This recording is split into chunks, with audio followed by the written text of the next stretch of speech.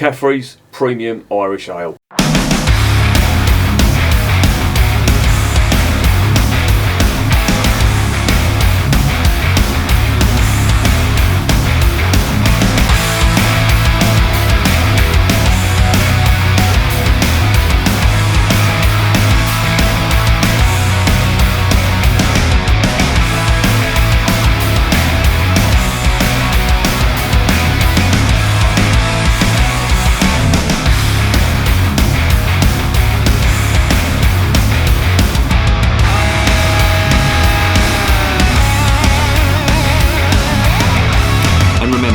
Life is too short to be drinking shitty beer.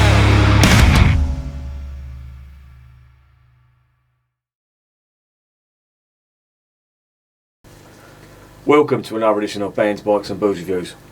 I've got one here that I thought I would never see again, but here it is. This is Cafferys Premium Irish Ale. Refreshingly smooth, according to this. I'll get onto that in a minute. Cafferys has been around since the late 18th century, and it really only came to prominence in the United Kingdom, I would say, in the early to mid 90s. And I do remember it actually being introduced, and I'm sure I've told this story on a couple of other reviews, but when this was introduced into the United Kingdom, and it would have been about the mid 90s that I remember that, and I remember talking to a lorry driver once, and from up north. He was from Lancashire. We was talking about beer, and he said, "Have you tried that Cafferys yet?" I said, "No, I've seen it advertised, but I've not tried it." He went, "Oh, it's fucking lovely, it is."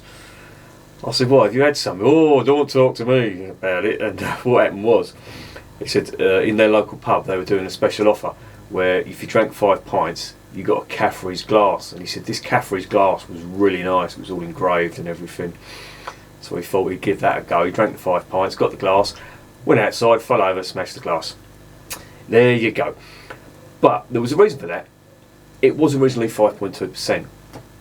And then it went down to 4.8%. And then it went down to 3.8%. And that's what it currently is. And this says on the side of the can, it says since 1897. That's not really true. It was originally brewed in Dublin, not far from the Guinness's brewery. Shortly after, Guinness were founded in 1759, and it was on the banks of the River Liffey. As I say, it wasn't too far from the Guinness brewery, and it was the Irish red ale that they were brewing there at the time. But it's had such a tumultuous history that it really didn't come to prominence over here. I don't know what it was like in Ireland. I really can't speak, but just from memory, it was the early 90s when this was around. But when it was introduced, I do remember this being really popular. I remember going to an away game. Well, we were playing Arsenal, I think it was, and me and a couple of mates plotted up in I think it was the Highbury Tavern or something like that. It was an Arsenal pub. Don't ask me why we were in there, but it weren't too far from the ground. But I remember we was all standing at a bar, and I was stood right next to the Cafferys pump, and I would say almost, well, every third or fourth bloke that came into the pub ordered a Cafferys. It was really that popular, and I do remember it being in a lot of pubs during the 90s, and then it seemed to die out for a while. And I'll give you a quick rundown of what happened around this time. Okay, so originally this was brewed in the UK by Bass brewers. Remember these? Bass? And they got taken over by, I think it was Marston's or something like that, but they dropped or sold on the naming rights to Cafferys, and I think Carlin bought it. The Carlin Brewery bought it, and that in turn in the 2000s was bought by Coors. And my lighting has just gone. The sun's gone in, so it may appear a little bit darker. Don't worry about it. You'll have to look at my ugly boat race. But Miller and Coors already had their own nitro Irish ale, or nitro driven Irish red ale, which was called Killian, and there is no evidence to corroborate this, but many have said that they did this because they ran down the name of Cafferys and the brand so as to promote their own Killian Irish Red Ale in the United States. I'd never seen it, to be honest, in this country, and Cafferys was a real rarity. I don't remember seeing this in a long time, and the first time I saw it reintroduced was in Morrison's, but you could only buy it in packs of, I think it was 6 at least, 4 or 6, and I thought, I'm not buying it because it ain't that great from what I remember, but I'll get onto that in a minute. But I was round the corner in the shop and I saw that they had selling single cans, and I thought, I'll give it a go. So here I am with a can of Cafferys. Now the original marketing for this, it was so fucking patronising to lager drinkers. It was marketed as being for the ageing lager drinker who required a more mature pint. And you just think, oh, fuck off with that bullshit. A more mature pint. What, you're saying lager's not a mature pint? I suppose in the UK at the time it had a bit of a reputation. People would drink lager, usually Stella or some other head-banging juice like Kronenberg, and just get into fights and smash places up and all that. So apparently lager was an immature drink. And you just think, oh, fuck off. Try saying that in Germany. Ugh, rant over. But that's what it was introduced as, and it was also nitro driven as well, so it was very smooth, and it had that smooth quality that you get from Guinness. So it had the drinkability of a lager and the smoothness and body of a stout. That's what you got. One thing I do remember, but this isn't really a slight on Cafferys, it's a slight on every beer that's nitro driven. I do get bad headaches while I'm drinking beers with nitro. I don't know why that is. I really don't know. Not many people I know get this. There's been a couple that do, but it's uncommon, and that's what tends to put me off nitro beer. I remember I recently tried a Brewdog, that nitro Choco Loop. What a fucking pile of shit that was. That was a Mexican infused chili fucking stout. Jesus Christ, it was disgusting. It went down the sink. But that gave me a headache. That's the point. So here we are. I'm not sure whether this has got a widget in it or not.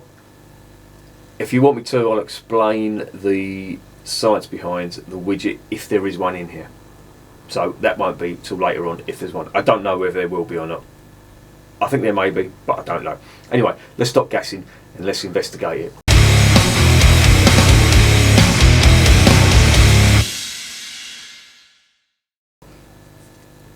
Okay, 440ml can.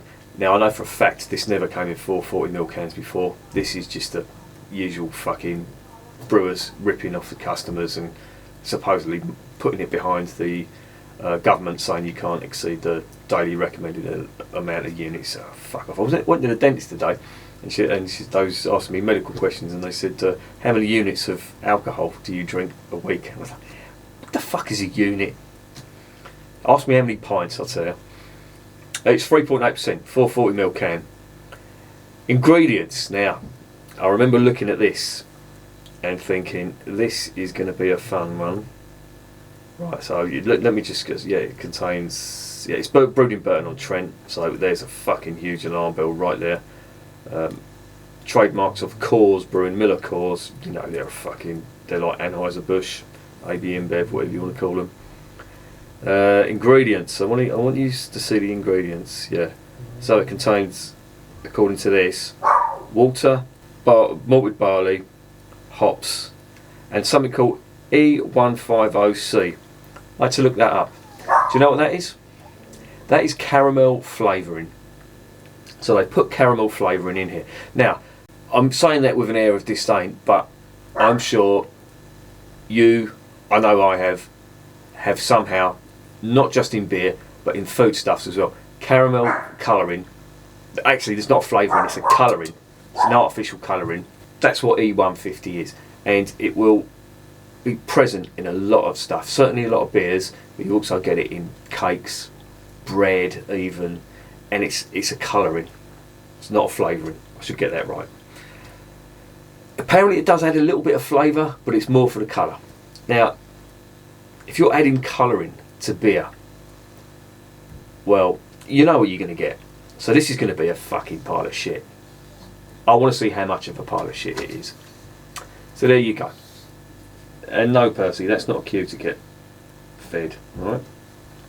Let's get it open. Let's see what's going on.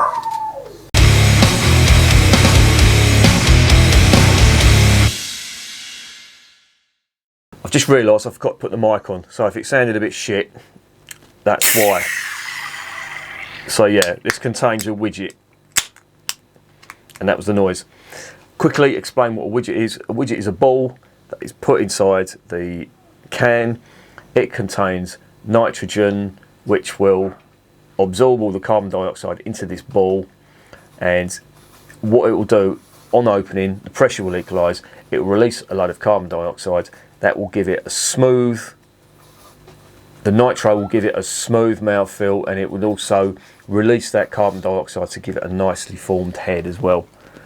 They've been doing this since I think the 80s. I discuss it in the Draft Guinness video if you really want a bit more insight into what that is. So here we go. Here it's going into ye oldie glass. That's what it's looked like. That's what it looks like. That's how I remember it being poured out, and you let it settle. But this is typical of nitro beer. The Tetley smooth flow, whatever it's called, cream flow is it? I don't know. All them fucking abominations. They all look like that when you fill them out. Obviously, they're more concerned with looks and appearance rather than taste, which is fucking sad if you ask me, but there you go. And then you can see your lovely amber colouring that's giving the beer a nice caramel amber type colour. And that really does smell like shit.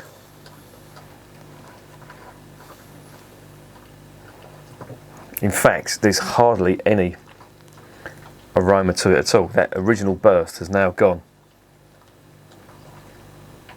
It's just really vague malt. Not a great deal at all. Percy, stop making noise. I'm trying to do a video. He's just stopped dead in his tracks. It smells really sweet as well. Like a horrible glucose type sweetness. There is a malty aroma coming off it, but it don't smell that great. There it is. Now, quick word about the temperature. This has come out of the fridge. It's quite cold. It is designed to be drunk as cold as a lager. That was always the marketing that was put on there. So here I am drinking it as cold as a lager. That's what it looks like. Head is, yeah, it's perfectly formed. Let's get it down the hatch.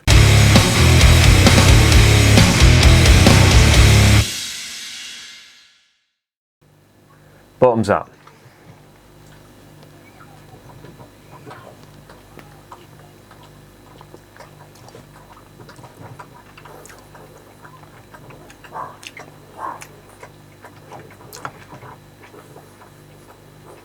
There is no carbonation in that whatsoever. That really is like a flat pint.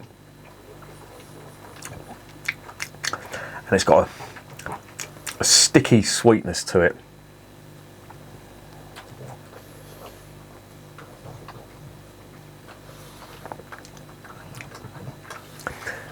Really smooth, but flat as a witch's tit. It's quite unnerving actually, drinking an ale this smooth.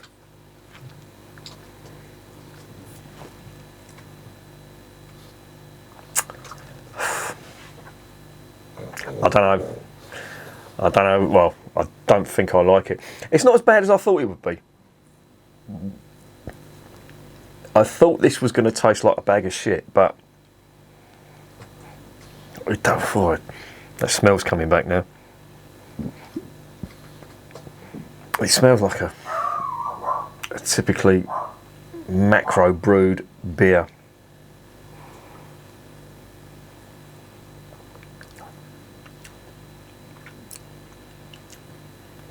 I'm just not a fan of these cream flow nitro ales.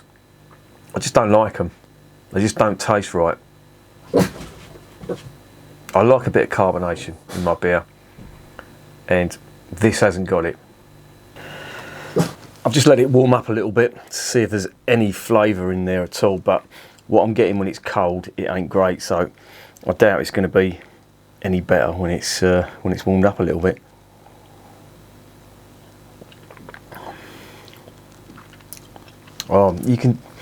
You can really taste that caramel, and I wish I hadn't read that they put that in there, but it's all I'm getting now. It's just a sickly, sweet, artificial caramel that ain't nice. The lack of carbonation for me, this may be a personal thing, but I just don't like it. I didn't like the Tetley Cream Flow. I didn't like the John Smith's. What was the John Smith's one? I think that was it Cream Flow or something like that? It was the Smooth Flow, one of them two. But it's basically nitro infused. I don't think it goes. It's a shit pint anyway, but to put nitro in it, it just robs it of anything. Not impressed. I think there's a bit of tannin in there as well. There's a slight astringency that comes through, and I really don't want to drink any more of it. I can feel myself getting a headache now.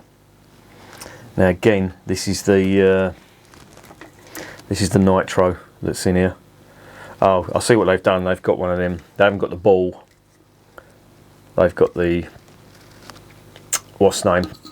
The little raised bit at the bottom where the nitrogen goes in. Nah, I'm not impressed. That is pretty shit, to be honest. The fact I'm getting a headache from it is just the fucking icing on the cake. It doesn't taste nice. It tastes to me like a pint that's gone completely flat, that wasn't good to start off with. I can see why they want to market this and say you can drink it as cold as a lager, because the flavours in it when it's warmed up a little bit are even fucking worse. It's just that caramel flavour. There's an astringency to it now, but there's also a sweetness to it, if you can imagine that, and it isn't a nice sweetness at all. I'm not going to drink any more in it.